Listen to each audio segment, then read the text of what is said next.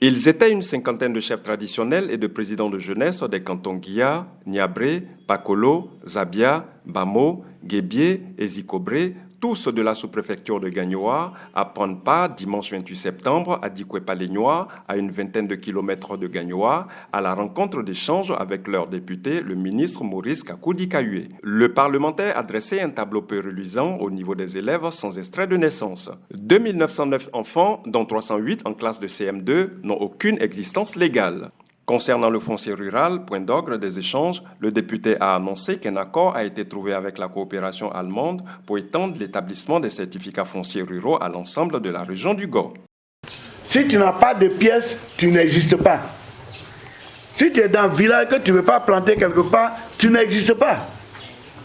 Donc moi, je prends le contre-pied. Parce que souvent, certains qui disent oui, nos parents ont vendu, ils ont fait ceci, ils ont fait cela, et puis on vient dire qu'on est fâché, qu'on est parents, ce n'est pas la solution. Ce qui est fait, est fait. Mais comment on fait pour récupérer ce qui n'est pas gâté encore? Et c'est en cela que le gouvernement a dit qu'il faut délimiter les tiroirs et faire les certifications.